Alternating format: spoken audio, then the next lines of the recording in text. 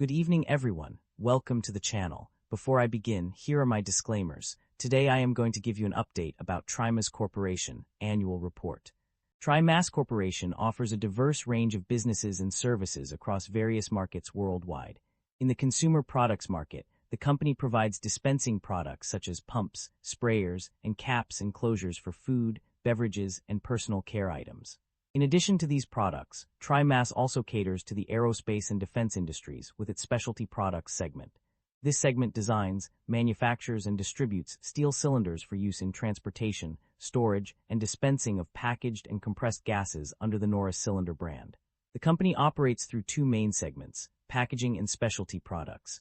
The packaging segment offers a wide range of products including polymeric and steel caps and closures, integrated dispensers, bag-in-box products, and consumable vascular delivery and diagnostic test components. Trimas sells its products through various channels, including a direct sales force, third-party agents, and distributors. With a presence in multiple markets worldwide, the company has established itself as a leading provider of innovative solutions for various industries. The significant increase in Trimas Corp. (TRMS) stock price over the past year can be attributed to several key news events and strategic initiatives. One major factor is the divestiture of its aerospace segment for approximately $1.45 billion in cash, which will sharpen the company's focus on its higher-margin packaging platform. Additionally, Trimas has demonstrated a commitment to returning value to shareholders through increased share repurchases, with over 3 million shares repurchased in 2025 following the announcement of the aerospace divestiture. The company also reported robust financial performance for 2025, including a 12.7% increase in total company net sales and a significant rise in operating profit. The company's optimistic outlook for 2026, which includes projected sales growth of 3% to 6% year-over-year across its packaging and specialty products businesses, has also contributed to the stock price surge. Furthermore, Trimas cost reduction initiatives and organizational realignment are expected to generate $15 million in annualized savings and drive sustainable cost efficiencies. The company's strategic focus on packaging and life sciences, facilitated by the proceeds from the aerospace divestiture, is also a key factor driving growth. With a refined core business strategy and a new chief financial officer at the helm, Trimas is well-positioned for continued success in the future. Trimas Corporation market capitalization of $2 billion is materially smaller than most of its industry peers of roughly $4 billion.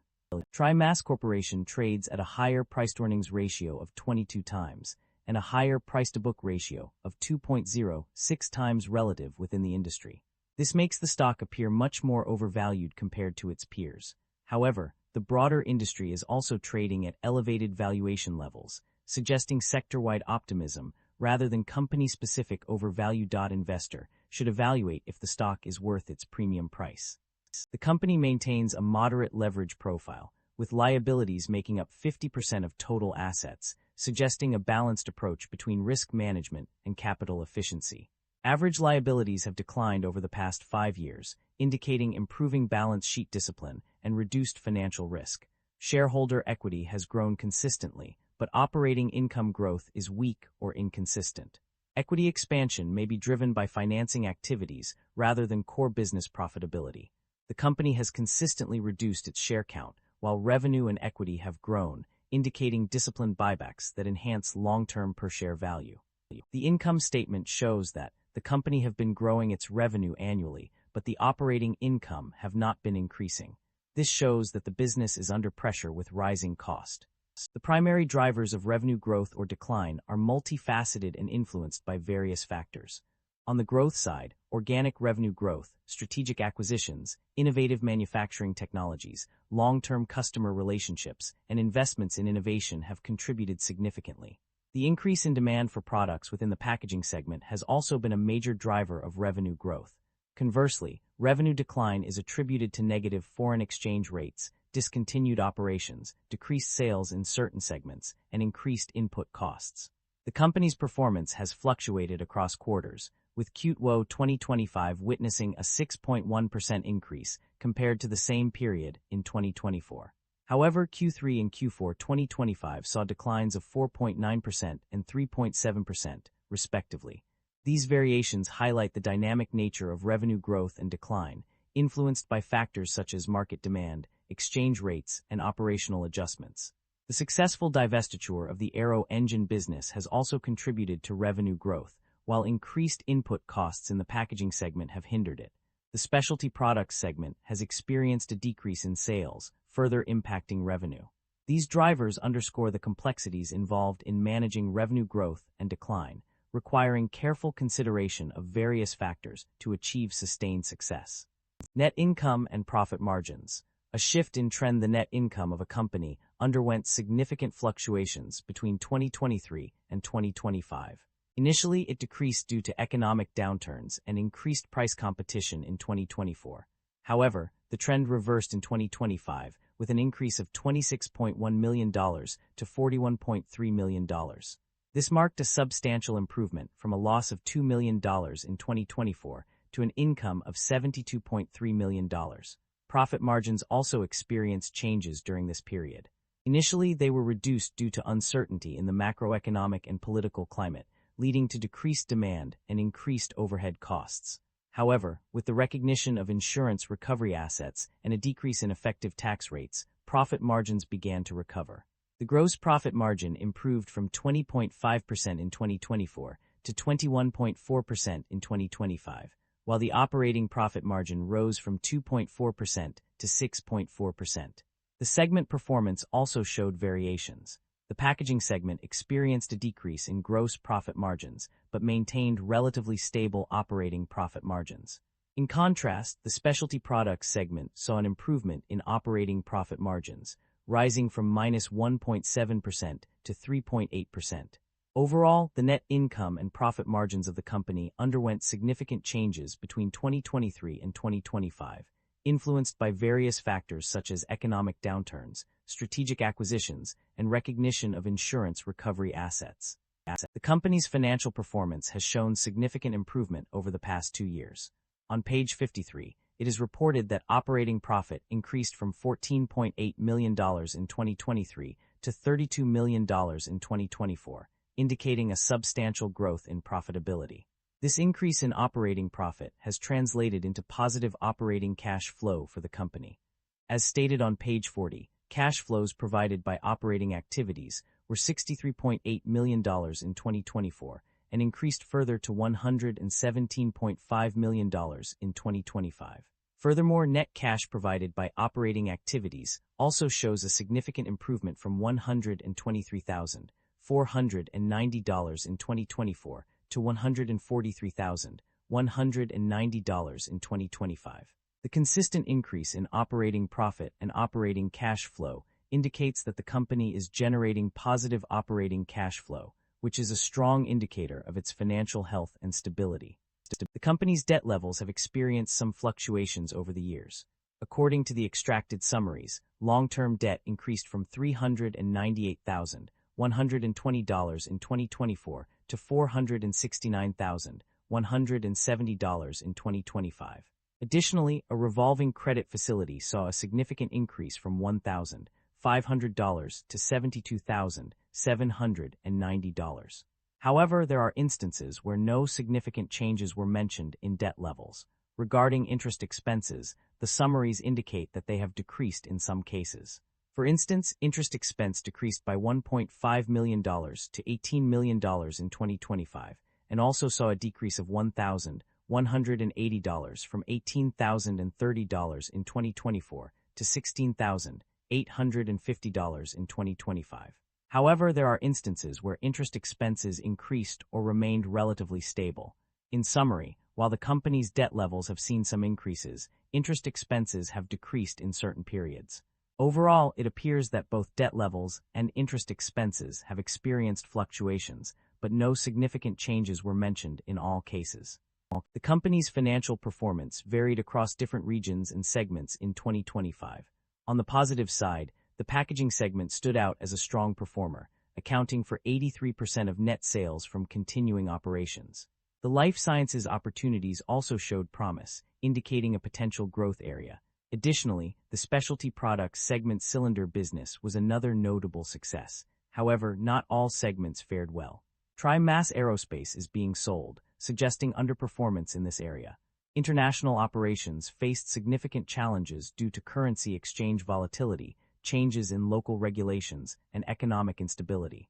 The company also struggled with competing against foreign companies that operate outside of U.S. laws and regulations. Furthermore, the specialty products segment's consumer and industrial packaging products business was a weak spot. The divestiture of the aero engine business further indicates poor performance in this area. Management's outlook for Trimas is optimistic, driven by competitive strengths, investment in innovation, and a commitment to sustainability. The company's strategy focuses on organic growth through product development and cross-selling, as well as strategic acquisitions to enhance its offerings. Operational excellence, employee engagement, and continuous improvement are also key drivers of long-term success. Management notes that the packaging segment is seeing significant demand improvements, while the specialty products segment has experienced a decrease in demand. However, the company is prioritizing cost savings and investing in reorganizing the corporate office to address these challenges. Trimas's financial performance is strong, with increased demand driving growth in both segments. The company's liquidity and capital resources are sufficient to meet its obligations, relying on cash flow from operations and available liquidity under its revolving credit facility. Management believes that their fair values of reporting units and intangible assets are not less than their carrying values, but acknowledges the potential for future impairment charges due to changes in results, assumptions, or estimates. Overall, management is focused on driving growth through a combination of organic investments, strategic acquisitions, and operational efficiency improvements, while prioritizing cost savings and managing risks. The company has made several significant acquisitions and divestitures in recent years. In terms of acquisitions, two notable deals stand out. The first was the purchase of Trimas Aerospace business, although it is worth noting that this business was later planned for sale. Additionally, the company acquired Arts in February 2023. On the other hand, the company has also made several divestitures. One of the most significant was the sale of Lamon's business in December 2019. The Trimas Aerospace business was sold to an affiliate of Tinicum LP and funds managed by Blackstone, Inc., for $1.45 billion. Furthermore, the aero engine business was divested in January 2025. The company has a history of rewarding its shareholders through both dividend payments and share buybacks. In terms of dividends, the company has consistently paid quarterly dividends of $0.04 per share since Q4 2021, with a total of $6.6 million declared and paid in 2025. This demonstrates a commitment to returning value to shareholders. In addition to dividend payments, the company has also engaged in share buybacks. In 2025 alone, it purchased 3,124,866 shares for $103.3 million. This strategic move not only reduces the number of outstanding shares, but also supports the company's stock price by increasing earnings per share. Overall, these actions indicate a proactive approach to shareholder value creation and a focus on delivering returns to investors. Concerns about inventory buildup or supply chain disruption are evident throughout the extracted summaries. On page 12, excess and obsolete inventories are attributed to uncertain macroeconomic and political climate, reduced demand from customers, and inefficiencies in scheduling manufacturing capacity. Furthermore, pages 13 and 32 highlight the risks associated with raw material costs and supplier reliability. The company's reliance on other companies for raw materials, integrated components, and subassemblies makes it vulnerable to delivery delays or performance problems from suppliers. Additionally, pages 14, 30, and 58 mention various factors that could disrupt supply chains, including high customer stocking levels, material and labor availability issues, volatility in demand levels, increased costs due to tariffs on imports, and pressure on ability to operate efficiently. These concerns are also reflected in the recognition of accelerated depreciation charges for certain machinery and equipment, page 38, and the write-off of certain inventory to the lower of cost or net realizable value, page 36. The summaries suggest that the company is investing heavily in inventory, with increased investment of $21.2 million in 2024 and a 2-day increase in days sales in inventory in 2025. This may indicate an attempt to mitigate potential supply chain disruptions by holding extra inventories. However, this strategy also carries risks, including the potential for inventory buildup or obsolescence. That concludes the financial summary for Trimas Corporation. Feel free to comment below and I will be happy to answer them when possible.